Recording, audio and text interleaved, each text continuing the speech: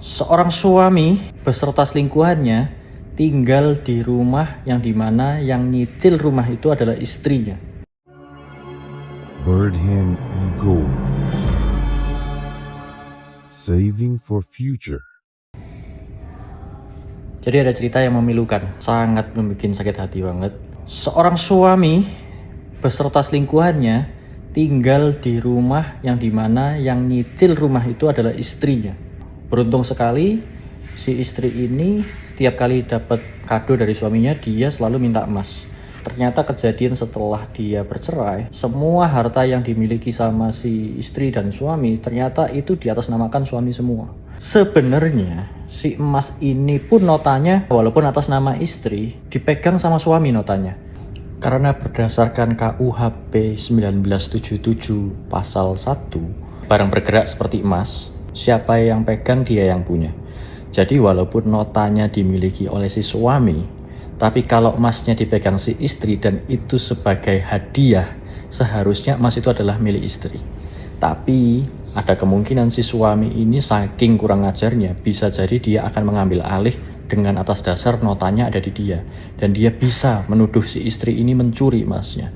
Maka dari situ saya menyarankan untuk mengubah status kepemilikan berdasarkan fisik dan nota, sehingga dia sampai sekarang masih pegang emasnya juga. Jadi ada beberapa tahapan-tahapan untuk mencapai ke arah situ. Cuman saya tidak akan ajarkan di sini karena takutnya banyak yang menyalahgunakan. Ada momen-momen di mana memang ada beberapa kali dia pas butuh duit untuk susu anak dan untuk membantu biaya orang tua dan sebagainya, dia cairkan sebagian emas yang dia punya. Tapi setidaknya setelah bercerai, harta yang dia miliki masih ada. Ketimbang kalau misalnya dia pakai mobil atau rumah yang dipikir itu milik bersama, ternyata rumahnya bahkan diambil alih oleh si suami, padahal yang nyicil si istri. Dan sekarang si selingkuhan tinggal satu rumah bareng sama si suami, yang dimana cicilan rumahnya aja masih terus berjalan sampai detik ini. Ini gila banget, dan ini kejadian nyata di teman saya. So buat teman-teman yang ngerasa, oh aku nikah bakal bahagia dan sebagainya, it's okay, it's good gitu. Trust your husband, percaya sama suamimu atau percaya sama istrimu, itu nggak apa-apa, no problem. Tapi ada bagusnya kalau berjaga-jaga kamu punya simpenan emas. Kenapa? Karena suatu saat ketika bisnis suami lagi jeblok, mungkin lagi di PHK dan sebagainya, teman-teman sebagai istri bisa membantu suami untuk bertahan hidup setidaknya gitu ya. Jadi berapa jumlahnya? Jumlah yang ideal adalah biaya hidup kalian selama 1 tahun itu berapa. Contoh misalnya 1 tahun kalian butuh dana sekitar 100 juta misalnya ya. Ya berarti kalian simpen sekitar 100 gram emas. Itu sebagai tabungan cadangan ya. Kecuali kalian punya dana impian, misalnya katakan rencana 5 tahun lagi mau berangkat umroh gitu ya.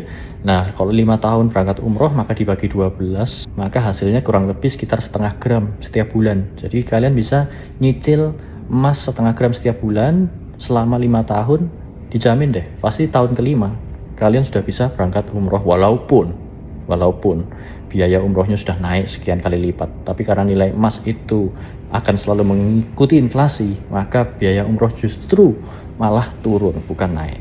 Jadi intinya dari semua ini adalah simpan asetmu sebaik mungkin di tempat yang paling aman, yang hanya kamu saja yang tahu. Simpan di brankas yang aman dan kamu pasti bisa bertahan hidup.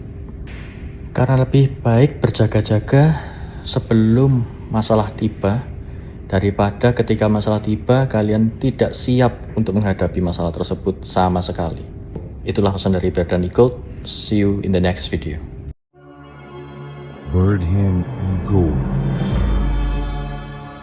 Saving for future.